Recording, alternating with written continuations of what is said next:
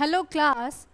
Today we are going to discuss about the mutation and the genetic code. ठीक है, last class में हम already क्या कर चुके थे, जेनेटिक कोड के बारे में तो डिस्कस कर ही चुके थे. ठीक है, जेनेटिक कोड तो हमने पढ़ ही लिया था. अब आज हम डिस्कस करेंगे about the mutations and the genetic code. ठीक है,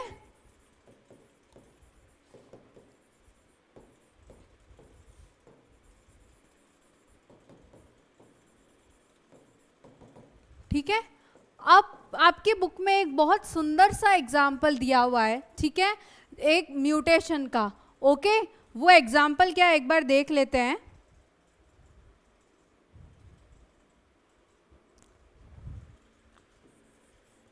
राम हैज रेड कैप. ठीक है, उन्होंने क्या कहा कि एग्जाम्पल दिया है कि ये सपोज हमारा कोई जेनेटिक कोड है. ठीक है, ये क्या है, हमारा एक जेनेटिक कोड है. ओके, तो अब इससे क्या हो गया कि भाई ये अपन रीड कर सकते हैं. ठीक है, ये हम क्या कर सकते हैं, रीड कर सकते हैं इस कोड को कि ये क्या कहना चाहता है कि भाई राम हैज रेड कैप. ठीक है, लेकिन अगर कोई म्यूटेशन हुआ, ठीक है, अगर म्यूटेशन मतलब अपने दो म्यूटेशंस पढ़े थे. ठीक है, एक तो पॉइंट म्यूटेशन पढ़ा था जिसमें क्या होता है कि सिंगल बेस पेयर में क्या आता है, चेंज आता है. ठीक है, सिंगल बेस पेयर में क्या आ रहा है, अगर चेंज आता है तो उसको अपन क्या कहते हैं, पॉइंट म्यूटेशन. ठीक है, लेकिन अगर क्या होता है कि भाई बहुत सारे बेस पेयर्स में अगर चेंज आया, ठीक है, अगर एडिशन या क्या हो गया, डिलीशन हो गया उसका पूरा बेस पेयर का, ओके, तो उसको अपन क्या कह देते हैं, फ्रेम शिफ्ट म्यूटेशंस. तो इसका एक बहुत अच्छा एग्जांपल बताया है आपके एनसीईआरटी ने कि सपोज ये क्या है, हमारा जेनेटिक कोड है. ठीक है, ये क्या है, हमारा जेनेटिक कोड है. और इस जेनेटिक कोड में क्या है भाई कि ये अभी तो अपन को समझ आ रहा है, लेकिन अगर समझ लो कि एक क्या हो जाता है, यहाँ पे पेयर ऐड हो जाता है. ठीक है, एक यहाँ पे क्या हो जाता है, सिंगल बेस पेयर, यहाँ एक और ऐड हो जाता है. ठीक है, एक कोड क्या हो जाता है, और ऐड हो जाता है. तो अब इस लेटर है, अभी तो अपन इसको लेटर ही मान रहे हैं ना, तो अगर इसमें अगर एक और लेटर याद ऐड हो जाता है या बेस पेयर मान के चलो, तो इसमें एक और कोड या ऐड हो जाता है. ठीक है, तो उससे क्या हो जाएगा, अपना सारा मामला गड़बड़ हो जाएगा. मतलब यहाँ पे क्या था, राम हैज रेड कैप. ठीक है, तो यहाँ पे अगर अपन बी लगा देते हैं तो ये आगे एक खिसक जाएगा ना, बी आर ई, यहाँ पे बी आया ना, बी आर ई, फिर डी सी ए हो गया और ये पी रह गया अकेला.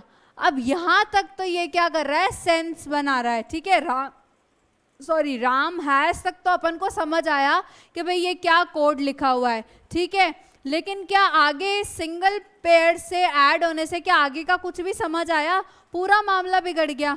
ठीक है, तो इसको अपन पहली बात तो क्या कहते हैं, पॉइंट म्यूटेशन. जब क्या होता है, एक सिंगल बेस पेयर में क्या आता है, चेंज आता है. ठीक है, उसको अपन क्या कहते हैं, पॉइंट म्यूटेशन कहते हैं. ओके, और ऐसे म्यूटेशंस का एग्जाम्पल अपन ने क्या देखा था लास्ट चैप्टर में, सिकल सेल एनीमिया. ठीक है, जहाँ पे क्या होता है, वेलिन ऐड हो जाता है. ठीक है, वहाँ पे क्या हो जाता है, वेलिन ऐड हो जाता है 6th पोजीशन पे बीटा ग्लोबुलिन चेन पे. ओके, तो ये भी क्या होता है, एक सिंगल म्यूटेशन और एक पॉइंट म्यूटेशन का क्या है, होता है रिजल्ट होता है. ठीक है, तो mutations can be so dangerous, okay, कि सिकल सेल एनीमिया जैसी बीमारी करा देते हैं इंसान को. तो ऐसे म्यूटेशंस को क्या कहते हैं, बेसिकली पॉइंट म्यूटेशन, जो क्या कर रहे हैं, एक सिंगल बेस पेयर में क्या ला रहे हैं, चेंज ला रहे हैं. ठीक है, लेकिन अब यहाँ पे तो क्या हो गया, सारा के सारा आगे मामला ही बिगड़ गया. ठीक है, तो ये तो मामला था भाई सिंगल का. लेकिन अगर आप समझ लो कि जो एनसीईआरटी वाला एग्जांपल लेके चलेंगे कि यहाँ पे एक ऐड किया तो मामला बिगड़ रहा है, एक या दो, लेकिन अगर कोई जो पेयर है, ठीक है, या मैं कहूँ कोड है, वो क्या हो रहा है, 3 या 3 के मल्टीपल्स में अगर ऐड होता है, जैसे कि राम हैज, यहाँ पे क्या हो गया, 2 लेटर और ऐड कर दिए, बिग. ठीक है, रेड कैप. ठीक है, तो यहाँ अभी भी ये क्या बनाएगा, एक सेंस बना रहा है कि राम के पास क्या है, एक बड़ी रेड कैप है. ठीक है। तो अगर क्या होते हैं इंसर्शंस या डिलीशंस जो है 3 या 3 के मल्टीपल्स में होते हैं, ठीक है, तो वो क्या करते हैं कि जो अपने आगे पीछे का सीक्वेंस है, ठीक है, उसके जो आगे पीछे का सीक्वेंस है उसको क्या करते हैं, इफेक्ट नहीं करते, ठीक है। जिसमें क्या होता है डिलीशंस या जो इंसर्शंस हैं वो क्या हो रहे हैं 3 या 3 के मल्टीपल में अगर होते हैं तो क्या होता है कि वो उसके आगे पीछे का जो मामला चल रहा है कोड्स का, ठीक है, या सीक्वेंस का, उसको इफेक्ट नहीं करते। यहाँ पे अगर 1 या 2 ऐड होता है, ठीक है, तो आगे पीछे, आगे का तो नहीं चलो लेकिन पीछे का सारा मामला गड़बड़ा जाता है, ठीक है, कि पीछे वाला कोई सेंस ही नहीं बना रहा, अब क्या हो गया ये। लेकिन अगर यही यहाँ तीन डाले ना अपन ने BIG, ठीक है, या 3 के मल्टीपल में और डालेंगे तो क्या होगा, इसके आगे और इसके पीछे का जो सीक्वेंस है वो क्या रहा, अनऑल्टर्ड रहा। ओके, तो ऐसे टाइप के म्यूटेशंस को अपन क्या बोलते हैं, फ्रेम शिफ्ट या डिलीशन म्यूटेशंस, ठीक है। जब मेरे ख्याल से लास्ट चैप्टर में आपने पढ़ा होगा म्यूटेशंस तो समझ आया होगा, लेकिन इतना नहीं आया होगा। लेकिन अब यहाँ पे पॉइंट और फ्रेम शिफ्ट म्यूटेशंस अपन को अच्छे से समझ आ रहा है कि भाई यहाँ पे क्या हो रहा है, सिर्फ 1 या 2 बेस पेयर में, एक सिंगल बेस पेयर में अगर चेंज हो रहा है, ठीक है, तो पहली बात उसको पॉइंट म्यूटेशंस कहते हैं, ठीक है। तो अब ऐसे अगर चेंजेस होता है ना तो क्या हो जाता है कि अपना सारा मामला गड़बड़ा जाता है आगे का। लेकिन अगर मल्टीपल ऑफ 3 में या 3 कहते हैं ना चेंज आता है, ठीक है, चेंज जो है वो 3 या 3 के मल्टीपल में आता है, ठीक है, इस सीक्वेंस में, तो उसको अपन क्या कहते हैं, फ्रेम शिफ्ट म्यूटेशंस या डिलीशन म्यूटेशंस। इसमें क्या होता है कि जो अपने आगे पीछे का सीक्वेंस है वो क्या रहता है, कोड्स का अनअल्टर्ड रहता है, ठीक है, क्योंकि कोड्स क्या होता है 3 के उसमें होते हैं, ठीक है, 3 के पेयर में होता है ना, पेयर में नहीं मतलब 3 के कॉम्बिनेशन में। तो अगर 1 का कॉम्बिनेशन बिगड़ा या 2 का कॉम्बिनेशन बिगड़ा तो मामला बिगड़ने के चांसेस है, आगे कैसे रीडिंग होगी, ये ऐसे ऐसे होता जाएगा। लेकिन अगर 3 या 3 के मल्टीपल्स में कोड्स में चेंज आया तो क्या हो जाएगा, फ्रेम शिफ्ट म्यूटेशन उसको कह देंगे, जिसमें क्या होता है आगे पीछे का सीक्वेंस क्या रहता है, अनऑल्टर्ड रहता है, ठीक है। ये थी एक छोटा सा पार्ट म्यूटेशंस का। अब अपन जो डिस्कस करेंगे वो है tRNA, ट्रांसफर RNA मॉलिक्यूल, ठीक है। इसको अपन क्या कहते हैं, अडेप्टर मॉलिक्यूल, ठीक है।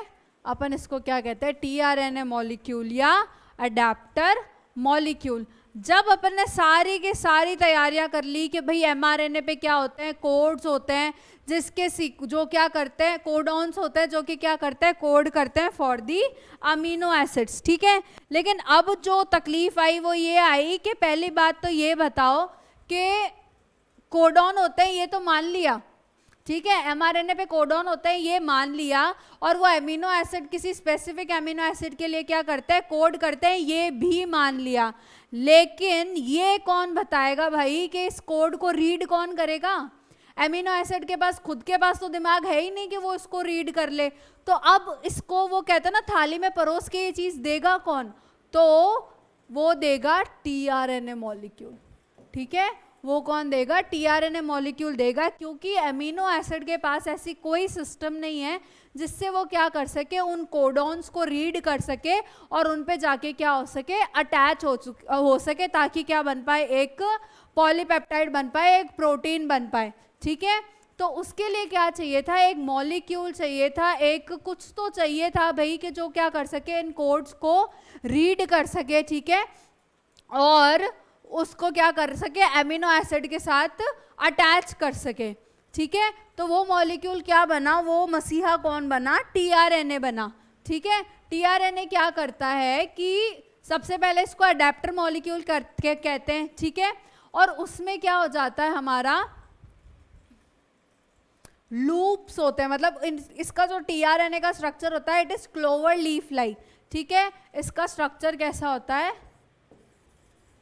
क्लोवर लीफ लाइक, ठीक है, क्लोवर लीफ लाइक। इसका स्ट्रक्चर कुछ ऐसा होता है। अभी तक आप लोगों को पता चल गया होगा कि मेरी ड्राइंग माशाल्लाह बहुत अच्छी है, बट अभी आप थोड़ा है ना बेयर करो।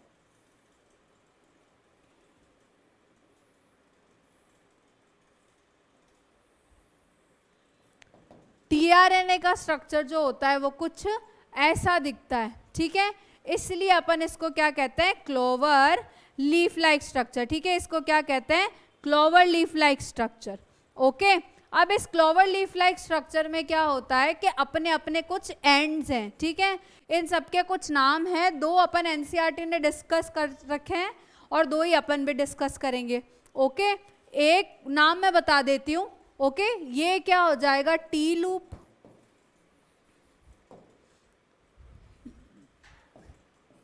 ये क्या हो जाएगा हमारा डी लूप, ठीक है।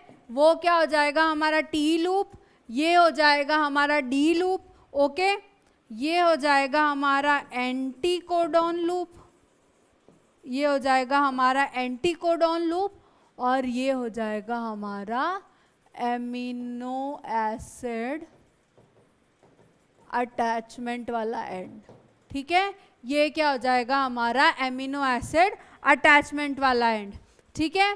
टी और डी को अभी अपन डिस्कस नहीं करेंगे इन डिटेल, बस एक बात बता देती हूँ कि भाई ये एमिनो एसिड को रिकॉग्नाइज करने में हेल्प करता है, ठीक है। और ये टी लूप क्या करता है, उसको आगे फर्दर ट्रांसफर कर देता है टू दी राइबोसोम। ये सब अभी इंपॉर्टेंट नहीं है, इसको छोड़ो, ठीक है। बेसिक बात आपकी एनसीईआरटी की है, वो क्या है कि भाई टीआरएनए में क्या होता है, ये 4 आर्म्स होती है, ठीक है। इसने क्या कर दिया, अपने 4 आर्म्स खोल दिए, ओके।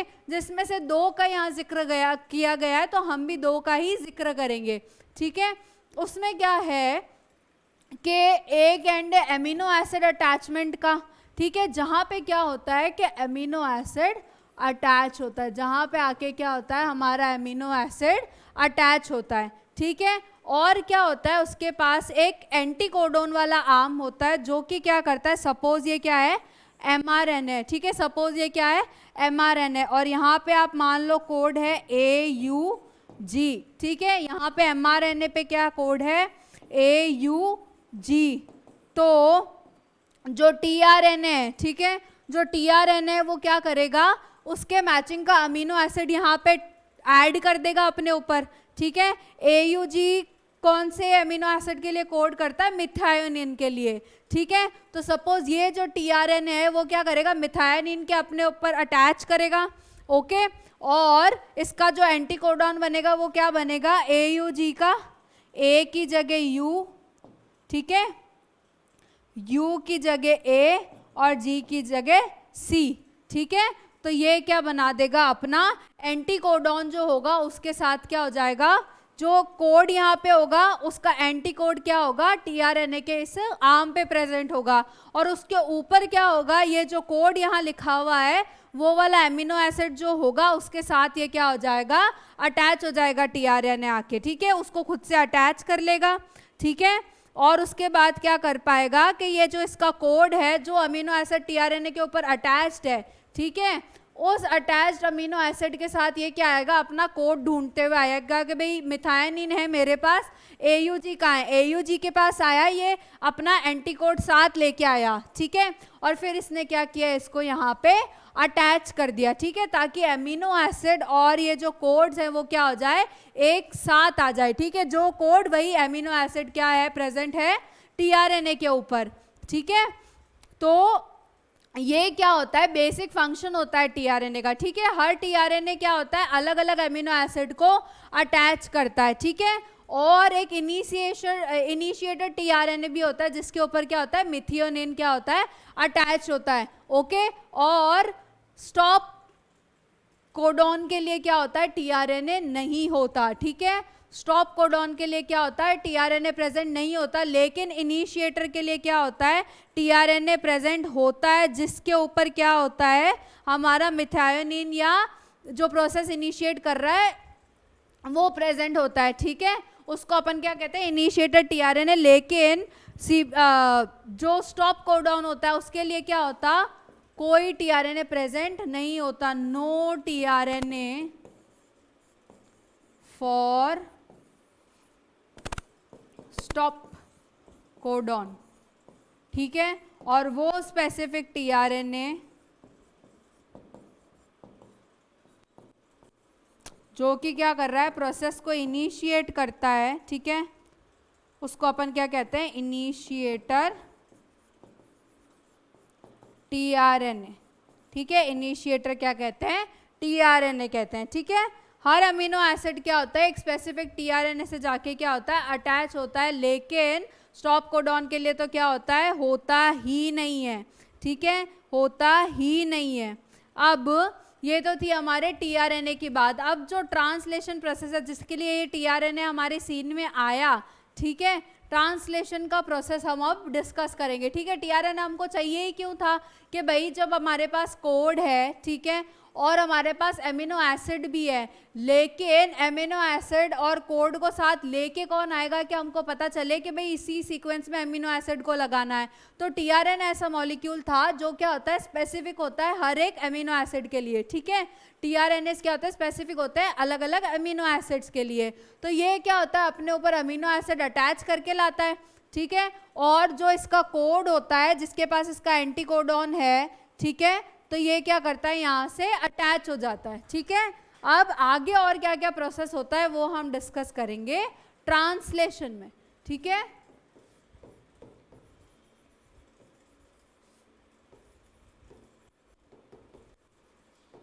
अब ट्रांसलेशन प्रोसेस है क्या, इतना तो आपको पता होगा, ठीक है, कि जब पॉलीपेप्टाइड बनती है, ठीक है, पॉलीपेप्टाइड चेन बनती है, उसको अपन क्या बोल देते हैं, ट्रांसलेशन बोल देते हैं। मतलब जब एमआरएनए से कन्वर्ट होके प्रोटीन्स बनते हैं या एमिनो एसिड क्या होते हैं, फर्दर पॉलीमराइज करते हैं और क्या बनाते हैं, पेप्टाइड चेन बनाते हैं, उसको अपन क्या कह देते हैं, ट्रांसलेशन कह देते हैं, ठीक है। कन्वर्जन किसका है इसमें, एमआरएनए टू प्रोटीन्स, और इस प्रोसेस को अपन क्या कहते हैं, ट्रांसलेशन कहते हैं। इस प्रोसेस को अपन क्या कहते हैं, ट्रांसलेशन कहते हैं, ठीक है। और इसमें क्या होता है कि भाई जो एमआरएनएस है उस पर जो कोड्स है उसको रीड करके क्या किया जाता है, इसके जो मैचिंग अमीनो एसिड्स है उनको एक लाइन में ला दिया जाता है और उसके बीच क्या बना दिया जाता है, पेप्टाइड बॉन्ड बना दिया जाता है, ठीक है। उसके बीच में क्या बना दिया जाता है, पेप्टाइड बॉन्ड। तो इस प्रोसेस में होता क्या है, बेसिकली जो एमिनो एसिड्स हैं दे पॉलीमराइज, ठीक है, एंड फॉर्म अ पेप्टाइड या पॉलीपेप्टाइड कह देते हैं, ठीक है, and they form a polypeptide chain, ठीक है, या सिंपल फॉर्म में कहूँ तो प्रोटीन, ठीक है, सिंपल फॉर्म में अपन चलते हैं, प्रोटीन कहते हैं उसको, ठीक है। अब सबसे पहले क्या है कि जब एमिनो एसिड को प्रोटीन में कन्वर्ट होना होता है तो उसको पहले क्या होना पड़ता है, खुद एक्टिव होना पड़ता है, ठीक है, उसको क्या होना पड़ता है, पहले खुद एक्टिवेट होना पड़ता है, ठीक है। तो अपन क्या करेंगे, एक थोड़ा सीक्वेंस में चलेंगे, एनसीईआरटी ने थोड़ा सा हैप्पीजाइट मैनर में दे रखा है, ठीक है। तो इसके लिए इसमें इन्वॉल्व क्या क्या होता है, सबसे पहले तो एमआरएनए इन्वॉल्व हो रहा है, ठीक है, टीआरएनए इन्वॉल्व हो रहा है, ठीक है, एटीपी इन्वॉल्व होगा, राइबोसोम इन्वॉल्व होंगे, अमीनो एसिड इन्वॉल्व होगा, और एमिनो एसाइल टीआरएनए सिंथेटेस, ये एंजाइम भी इन्वॉल्व होगा, ठीक है। एक तो एमआरएनए इन्वॉल्व होगा, एक टीआरएनए इन्वॉल्व होगा, एटीपी इन्वॉल्व होंगे, राइबोसोम इन्वॉल्व होंगे, अमीनो एसिड्स इन्वॉल्व होंगे, और एक एंजाइम जिसका नाम है एमिनो एसाइल टीआरएनए सिंथेटेस, वो भी क्या होगा, इन्वॉल्व होगा, ठीक है। इसके बारे में आपके बुक में इतनी इन्फॉर्मेशन नहीं दे रखी है इस एंजाइम के बारे में, लेकिन प्रोसेस यहाँ से स्टार्ट होता है, ठीक है, प्रोसेस क्या होता है, यहीं से स्टार्ट होता है। जो क्या होता है, ये प्रोसेस होता है जो एमिनो एसिड जो टीआरएनए से बाइंड करता है ना, उसमें क्या होती है, एनर्जी चाहिए होती है, ठीक है। अभी अपन को टीआरएनए जब अपन ने स्ट्रक्चर पढ़ा तो अपन को इतनी बात तो समझ आई कि भाई जो एमिनो एसिड है वो क्या होता है, टीआरएनए के एमिनो एसिड अटैचमेंट वाले एंड पे जाके अटैच होते हैं, ठीक है। लेकिन उन अमीनो एसिड को टीआरएनए पे अटैच होने के लिए क्या चाहिए होता है, एनर्जी चाहिए होती है। ये क्या होता है, एक एनर्जी कंज्यूमिंग प्रोसेस होता है, ठीक है। तो इसलिए क्या होता है कि ये जो एंजाइम है एमिनो एसाइल टीआरएनए सिंथेटेज, ठीक है। अब मैं इसको, इस एंजाइम को AATS लिख रही हूँ, ठीक है। इस AATS पे क्या होती है, 2 रिसेप्टर साइट्स होती है, ठीक है। 2 रिसेप्टर साइट्स होती है, ओके। ये क्या करता है, ATP की हेल्प से, ठीक है, ये क्या करता है, with the help of ATP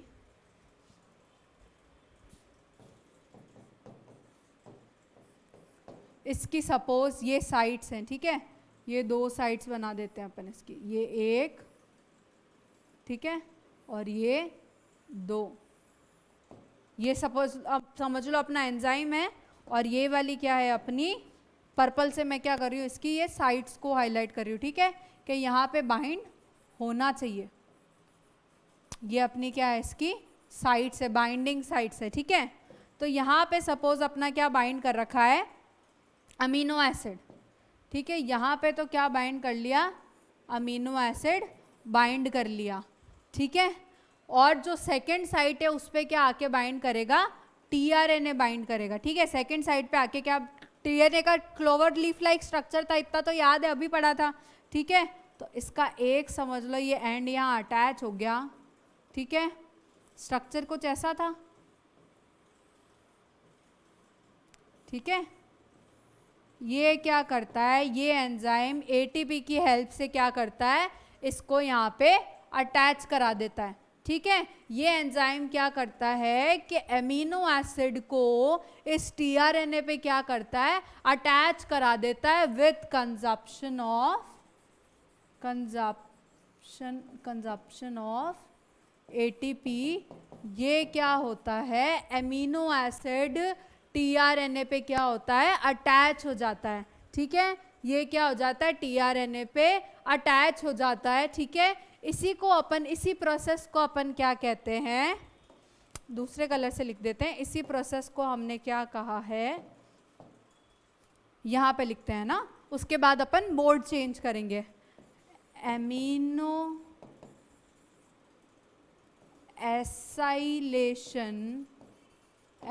acylation of tRNA या और चार्जिंग ऑफ टीआरएनए, ठीक है। इसको अपन क्या कहते हैं, इस प्रोसेस को एमिनो एसाइलेशन ऑफ टीआरएनए या चार्जिंग ऑफ दी टीआरएनए। इसमें क्या होता है कि जो हमारा एमिनो एसिड है, ठीक है, वो एक्टिवेट होता है कैसे, इस एंजाइम पे अटैच होके, ठीक है। फिर एटीपी की हेल्प से क्या होता है, ये प्रोसेस अकर होता है और ये एमिनो एसिड क्या होता है, इस टीआरएनए पे अटैच हो जाता है, ठीक है। इस प्रोसेस को अपन क्या कहते हैं, एमिनो एसाइलेशन या चार्जिंग ऑफ दी टीआरएनए, ठीक है। अब ये तो हुई कि भाई एमिनो एसिड टीआरएनए पे कैसे अटैच हुआ, इसको एक बार आप साइड में ले जाके रख दो, ठीक है। अमीनो एसिड है अपने पास, टीआरएनए पे अटैच हो गया है, अब ये बात अपन भूल जाते हैं, ठीक है। अब ये जो अमीनो एसिड है, मेन पर्पस अपना क्या है कि जो अमीनो एसिड है, ठीक है, उसको अपन को क्या कराना है, जो सारे अमीनो एसिड्स हैं उनके बीच 20 अमीनो एसिड्स होते हैं जो प्रोटीन फॉर्मेशन में इन्वॉल्व होते हैं, ठीक है। उन सब के बीच में अपन को क्या कराना है, पेप्टाइड बॉन्ड फॉर्म कराना है, ठीक है। उसके बीच में अपन को क्या कराना है, पेप्टाइड बॉन्ड को फॉर्म कराना है, ठीक है। अब वो कैसे कराएंगे अपन, राइबोसोम्स पे। आपको इतना तो पता है कि जो प्रोटीन सिंथेसिस हो रहा है, ठीक है, जो प्रोटीन सिंथेसिस होता है वो किस पे होता है, कहाँ पे होता है, राइबोसोम्स पे होता है। इतनी चीज तो अपन को 11th से पता है कि भाई प्रोटीन सिंथेसिस फैक्ट्री किसको बोलते हैं, अपन राइबोसोम्स को बोलते हैं, ठीक है। तो एक तो टीआरएनए आ गया, ठीक है, जो क्या करेगा, एमिनो एसिड को लेके आएगा। 3 चीज मेन है इसमें, टीआरएनए है, जिसके ऊपर क्या एमिनो एसिड अटैच्ड है, राइबोसोम है जो कि क्या करेगा, एमिनो एसिड्स को प्रोटीन में कन्वर्ट करेगा, और जो mRNA है जिसके ऊपर कोडॉन्स है, ठीक है। tRNA आपका साइड में पड़ा, एमिनो एसिड उस पर अटैच हो गया, उसकी टेंशन गई, ठीक है। mRNA पे तो अपने कोडॉन है ही, उसमें तो कोई प्रॉब्लम है ही नहीं। अब बात करेंगे अपन राइबोसोम की, जहां क्या हो रहा है, ये प्रोसेस अकर होगा, ठीक है। ये क्या होता है, साइटोप्लाज्म में अकर होता है ट्रांसलेशन का प्रोसेस, ठीक है। और साइटोप्लाज्म में कहाँ पे, राइबोसोम के ऊपर, ठीक है। जो हमारा राइबोसोम है उसके क्या होते हैं, 2 सब यूनिट्स होते हैं, ठीक है। राइबोसोम के क्या होते हैं, 2 सब यूनिट्स होते हैं, ओके। एक होता है 30S और एक होता है 50S, ठीक है। 30 वाला क्या होता है, स्मॉल होता है, 50 वाला क्या होता है, लार्जर सब यूनिट होता है, ठीक है। अब सपोज ये क्या है, स्मॉलर सब यूनिट है, और ये क्या है, लार्जर सब यूनिट है, ठीक है। ये क्या है, एक दूसरे से अटैच पड़े हैं, ये 30S और ये 50S, ठीक है। 30S जो है इसका काम क्या है, यहाँ पे खुद को उस पे mRNA को अटैच करना, ठीक है। 30S या जो स्मॉलर सब यूनिट है उसका काम क्या है, अपने ऊपर mRNA को अटैच करना, ठीक है। और 50S क्या करेगा, अपने ऊपर tRNA को अटैच करेगा, ठीक है। स्मॉलर सब यूनिट का काम क्या है भाई, कि mRNA को अटैच करो, लार्जर सब यूनिट का काम क्या है, tRNA को अटैच करो, ठीक है। कुछ एडिशनल इंफॉर्मेशन है, दे रही हूँ, देनी पड़ रही है क्योंकि आपको ये प्रोसेस समझाना है, ठीक है। 50S में क्या होती है, 3 साइट्स होती है। 50S में क्या होती है, 3 साइट्स होती है, that is the E, P और A, ठीक है। E, P और A। E stands for exit, ठीक है। E stands for exit, P stands for peptidyl site, ठीक है। P stands for peptidyl site, ठीक है। और A जो है वो क्या है, एमिनो एसिड, एमिनो एसिड के लिए साइट, ठीक है। एमिनो एसाइल या एमिनो एसिड होता है, ठीक है। अब ये जो 3 साइड्स है, E, P और A, ओके। अब इसमें क्या होता है कि यहाँ तक का मामला समझ आया, राइबोसोम में क्या है, 2 राइबोसोम में क्या है, 2 सब यूनिट्स हैं, ठीक है। उसमें क्या है, 30S है और 50S है। 30S में क्या है, mRNA आके अटैच होगा, 50S क्या देगा, tRNA के अटैचमेंट के लिए साइट देगा, ठीक है। tRNA में भी फर्दर कितनी साइट्स होती है, E, P और A, ओके। अब आगे की कहानी, अब हमारा स्ट्रक्चर क्या था, 30S, पहले 30S राइबोसोम, ये तो खुद ही इतना बड़ा बन गया कि पता नहीं 50S कितना बड़ा बना, इसको 50S बनाते हैं, मामला जमेगा नहीं, tRNA कहाँ जाएगा, इसको 30S बनाते हैं और इसको 50S बनाते हैं, ठीक है। 50S, पता है ना ये बड़ा सब यूनिट है, ये स्मॉल सब यूनिट है, अब इतनी मेहनत नहीं करूंगी मैं। अब यहाँ पे क्या हो जाएगा, ये mRNA आके अटैच हो जाएगा, ठीक है। यहाँ पे क्या हो जाएगा, एक या आगे बना देते हैं, यहाँ पे क्या हो जाएगा, एक mRNA आके अटैच हो जाएगा, ठीक है। ये क्या है, mRNA, ठीक है। इसके ऊपर अपने कोड लिखे हुए हैं, कुछ भी लिख रही हूँ है ना मैं, UUA, UGC, UC,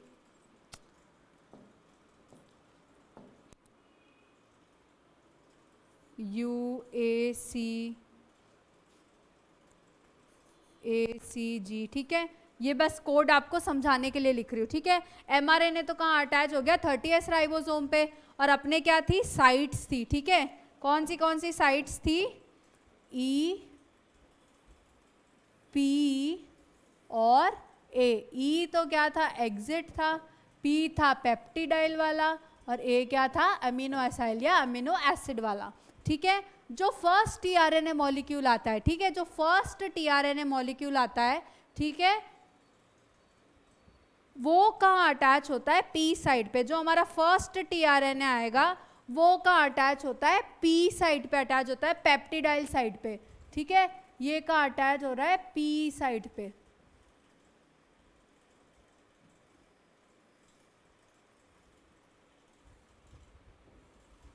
ड्राइंग पे मत जाना, प्रोसेस को समझने की कोशिश करो, ठीक है। ये जो फर्स्ट हमारा टीआरएनए जो प्रोसेस को स्टार्ट कर रहा है वो कहाँ अटैच होगा, पी साइड पे, ठीक है। उसके ऊपर क्या होगा, अमीनो एसिड अटैच्ड है, ठीक है, अमीनो एसिड क्या है, अटैच्ड है, ठीक है। ये यहाँ आया, ओके। इसका जो एंटीकोडॉन है, ये थोड़ा बड़ा बनाना था लेकिन अब नहीं बना है, ठीक है। अब यहाँ पे जैसे UAC है बीच में, ओके, तो यहाँ पे क्या है, जो इसका ऑपोजिट कोड होगा दैट इज AUG, ठीक है। इसका जो ऑपोजिट कोड है, एंटीकोडॉन इसके पास होगा, ठीक है। जो एमिनो एसिड है उसके अकॉर्डिंग क्या किया, टीआरएनए यहाँ आके अटैच हुआ। इस कोड का जो ये कोड जो एमिनो एसिड के लिए, कोडॉन जो एमिनो एसिड के लिए कोड कर रहा है वो क्या है, इस टीआरएनए पे अटैच्ड है। इसलिए क्या आया है, टीआरएनए इसका एंटीकोडॉन लेके यहाँ अटैच हुआ है, ठीक है। ये यहाँ पे क्या हुआ है, आके अटैच हुआ है। अब इसमें क्या हो जाएगा कि इसका एंटीकोडॉन अटैच हो जाएगा, ठीक है। एंटीकोडॉन अटैच होते ही क्या होगा, एंटीकोडॉन इसका अटैच होते ही क्या हो जाएगा कि एमिनो एसिड इससे निकल जाएगा, ठीक है। यहाँ से इसने क्या बना लिया, यहाँ पे अटैच हो गया, ठीक है। उसके बाद क्या आ जाएगा, अब ये फर्स्ट इनिशिएटर जो टीआरएनए था ना वो आके कहाँ अटैच होता है, पी साइड पे। लेकिन इसके बाद जो भी टीआरएनए आएंगे वो कहाँ अटैच होंगे, ए साइड पे। वो कहाँ अटैच होंगे, ए साइड पे, ठीक है। तो अब जो दूसरा टीआरएनए आएगा वो कहाँ अटैच होगा, इस ए साइड पे। यहाँ पे टीआरएनए आया अपना अमीनो एसिड लेके, ओके। तो जैसे ही यहाँ पे टीआरएनए आएगा, दूसरा टीआरएनए नंबर 2 यहाँ आएगा अपना अमीनो एसिड लेके, ठीक है। वैसे ये जो पेप्टिडाइल वाला टीआरएनए वो कहाँ हो जाएगा, इस एग्जिट साइट पे ट्रांसफर हो जाएगा, ठीक है। पेप्टिडाइल वाला जो ये टीआरएनए वो कहाँ ट्रांसफर हो जाएगा, ई साइड पे, एग्जिट साइड पे ट्रांसफर हो जाएगा, ठीक है। जैसे ही एग्जिट साइड पे ट्रांसफर होगा, जो एमिनो एसिड वाले साइड पे टीआरएनए आया है वो भी क्या हो जाएगा, पेप्टिडाइल पे आगे ट्रांसफर हो जाएगा, ठीक है। जैसे ही जो टीआरएनए है ये आगे बढ़ते जाएंगे और जैसे ही ये वाला टीआरएनए क्या होगा, छोड़ेगा, इस एग्जिट साइड से भी बाहर निकलेगा, ठीक है। तो ये जो अपना एमिनो एसिड है, ये जो अपना एमिनो एसिड है वो क्या कर देगा, जो इसके जस्ट पीछे वाला टीआरएनए प्रेजेंट है, मतलब पेप्टिडाइल साइड, ठीक है। जो पेप्टिडाइल साइड पे टीआरएनए प्रेजेंट है, एग्जिट साइड वाला टीआरएनए क्या करेगा, उसको अपना एमिनो एसिड पास ऑन कर देगा और वो खुद वहां से निकल जाएगा, ठीक है। अगर ये चीज समझ नहीं आ रही है तो एक बार साइड से समझाती हूँ कि पी साइड पे फर्स्ट टीआरएनए था अपना, ठीक है। पी साइड पे क्या था अपना, फर्स्ट टीआरएनए था, ठीक है। अब जो भी टीआरएनए आएगा वो क्या आएगा, इस ए साइड पे आएगा, ठीक है। अब जो भी टीआरएनए आएगा वो क्या आएगा, ए साइड पे आएगा।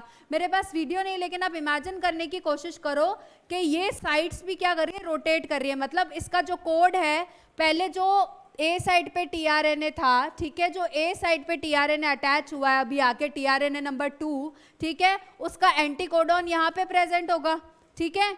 जैसे ही क्या किया, कोड भी, एमआरएनए भी क्या करता गया, आगे बढ़ता गया, और ये टीआरएनए भी क्या करता गया, उसके साथ आगे बढ़ता गया, ठीक है।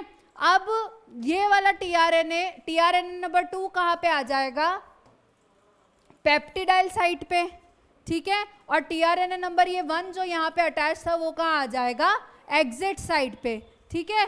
अब सपोज ये एग्जिट साइट है, ये पेप्टिडाइल साइट है और ये एमिनो एसिड वाली साइट है, ठीक है। तो ये क्या करती जाएगी, ये टीआरएनए नंबर जो 1 है, ठीक है, ये एग्जिट साइट पे आके क्या कर देगा, अपना जो एमिनो एसिड है, अपना जो एमिनो एसिड है वो क्या कर देगा, इस टीआरएनए नंबर 2 को ट्रांसफर कर देगा। इस टीआरएनए नंबर 2 को ये क्या कर देगा, अपना एमिनो एसिड ट्रांसफर कर देगा, ठीक है। यहाँ पे इसका खुद का अमीनो एसिड था, टीआरएनए नंबर 2 का अमीनो एसिड यहाँ पे प्रेजेंट ही था, और ये टीआरएनए नंबर क्या है 1 है, ठीक है। तो इसका टीआरएनए का जो अमीनो एसिड खुद का है वो तो प्रेजेंट है ही, और जैसे ही क्या करेंगे ये टीआरएनए खुद यहाँ से निकलेगा, एग्जिट साइड से बाहर चला जाएगा, तो ये जो अपना अमीनो एसिड है वो किसको जाके पास ऑन करके जाएगा, इसके जस्ट पीछे वाले अमीनो एसिड को, ठीक है। तो अमीनो एसिड और अमीनो एसिड के आपस में क्या बना लेते हैं, पेप्टाइड बॉन्ड बना लेते हैं, ठीक है। यहाँ पे जो पेप्टिडाइल साइड पे जो टीआरएनए प्रेजेंट होगा, ठीक है, उसको क्या करेगा, एग्जिट साइड वाला टीएनए वहाँ पे अमीनो एसिड को पास ऑन कर देगा, और उनके बीच में क्या हो जाएगा, बॉन्ड बन जाएगा, ठीक है। उसके बीच में क्या हो जाएगा, पेप्टाइड बॉन्ड बन जाएगा, और ये टीआरएनए मॉलिक्यूल क्या कर जाएगा, आगे निकल जाएगा, ठीक है। फिर सेम चीज होगी, यहाँ पे क्या है, अब क्या हो जाएगा, एग्जिट साइट है, ये पेप्टाइड साइड है और ये ए साइट है, ठीक है। ये क्या थे, हमारे टीआरएनए थे, ठीक है। अब ये टीआरएनए नंबर 2 पे कितने आ गए, टीआरएनए नंबर 2 पे अब कितने अमीनो एसिड है, 2 अमीनो एसिड्स हैं, ठीक है। 2 अमीनो एसिड है, एक तो पहले वाले का, ठीक है, टीआरएनए नंबर 1 का, और एक इसका खुद का, ठीक है। यहाँ पे क्या है, एक और टीआरएनए नंबर 3 तैयार बैठा है ए साइट पे, ठीक है, कि भाई तू आगे बढ़े पी साइट से तो मैं पी साइट पे आऊँ, ठीक है। तो ये फिर क्या करता है, आगे बढ़ जाता है, ठीक है। ये आ जाता है एग्जिट साइट पे, ये वाला आ जाता है पी साइट पे, और एक और नया टीआरएनए कहाँ आके अटैच हो जाएगा, ए साइट पे। ऐसे क्या कर रहा है, रोटेशन चल रही है, एक्सकेलेटर होता है ना मॉल्स में, वैसे ये बस चले जा रहा है प्रोसेस, ठीक है। तो उसके बाद क्या होगा, ये जो अपने 2 अमीनो एसिड है वो एग्जिट साइट पे आएगा, जब ये वाला टीआरएनए एग्जिट साइट पे आएगा तो ये अपने 2 अमीनो एसिड किसको पास ऑन कर देगा, जो ये वाला अमीनो एसिड पी साइट पे जब आएगा तो ये अपने अमीनो एसिड इसको ट्रांसफर कर देगा। तो इसके पास अब कितने अमीनो एसिड्स हो जाएंगे, 3, ठीक है, एक इसके खुद का और 2 इसके पास जो थे। तो पेप्टिडाइल साइट पे क्या होता है, पेप्टिडाइल ट्रांसफरेज एंजाइम होता है, जो कि क्या करता है, इन अमीनो एसिड्स के बीच में जो एग्जिट साइड से पास ऑन होते हैं ना टीआरएनए से, उन साइड्स जो अमीनो एसिड्स यहाँ पे आते हैं एग्जिट वाले टीआरएनए से, उनके बीच में क्या कराता है, ये पेप्टाइड बॉन्ड को फॉर्म कराता है। उनके बीच में क्या करता है, ये पेप्टाइड बॉन्ड को क्या कराता है, फॉर्म कराता है। इसी तरह से क्या होता है, आगे फर्दर एमिनो एसिड्स बनते रहते हैं। आगे फर्दर क्या होता है, एमिनो एसिड्स क्या होते हैं,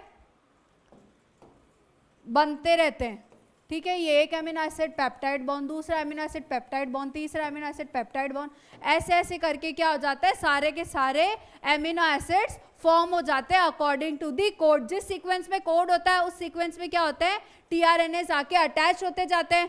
एमआरएनए क्या होता है, आगे एस्केलेटर की तरह चलता रहता है, वैसे ही क्या होता है टीआरएनएस भी अपने अकॉर्डिंग ऐसे आके अटैच होते रहते हैं और आगे चलते रहते हैं उन्हीं के साथ साथ, ठीक है। तो ऐसे क्या होता है, हमारे एमिनो एसिड फॉर्म होते रहते हैं। और एंड में क्या होता है कि जब टर्मिनेटर रीजन आता है, ठीक है, जब एंड में क्या होता है, टर्मिनेटर रीजन आता है, टर्मिनेशन सीक्वेंस आता है, या मैं कहूँ कि जब स्टॉप कोडॉन्स आ सकते हैं, ठीक है। एमआरएनए था, एमआरएनए पे क्या होता है, एक तो स्टार्ट कोडॉन्स होते हैं, मतलब मिथेओनिन वाला, एयूजी वाला, ठीक है, और पीछे और क्या होता है, स्टॉप कोडॉन्स, ठीक है। तो स्टार्ट से तो ये प्रोसेस स्टार्ट हो जाता है, इनिशिएट हो जाता है, और जो स्टॉप कोडॉन होता है वहाँ पे जब स्टॉप कोडॉन आ जाता है एमआरएनए पे, तो स्टॉप कोडॉन के लिए क्या होता है, कोई टीआरएनए नहीं होता, इसलिए ये प्रोसेस क्या होता है, यहीं टर्मिनेट हो जाता है, ठीक है।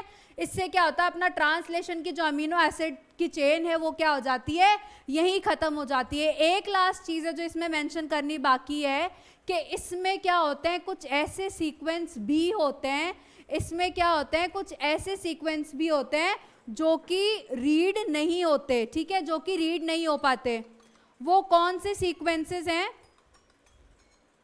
ऐसे कौन से सीक्वेंसेस हैं जो रीड नहीं हो पाते, दिमाग लगाओ थोड़ा सा। जो सीक्वेंसेस स्टॉप कोडॉन के बाद हैं और स्टार्ट कोडॉन से पहले हैं, ऐसे सीक्वेंसेस जो कि स्टार्ट कोडॉन से पहले और स्टॉप कोडॉन के बाद प्रेजेंट होते हैं, वो क्या होते हैं, रीड नहीं हो पाते, और उसको अपन क्या बोलते हैं, अनट्रांसलेटेड रीजन्स, ठीक है। ऐसे भी सीक्वेंसेस होते हैं जो एमआरएनए पे रीड नहीं हो पाते, उसको अपन अनट्रांसलेटेड रीजन्स कहते हैं, ठीक है, और क्यों कहते हैं, क्योंकि ये स्टार्ट कोडॉन से पहले और स्टॉप कोडॉन्स के बाद में प्रेजेंट होते हैं.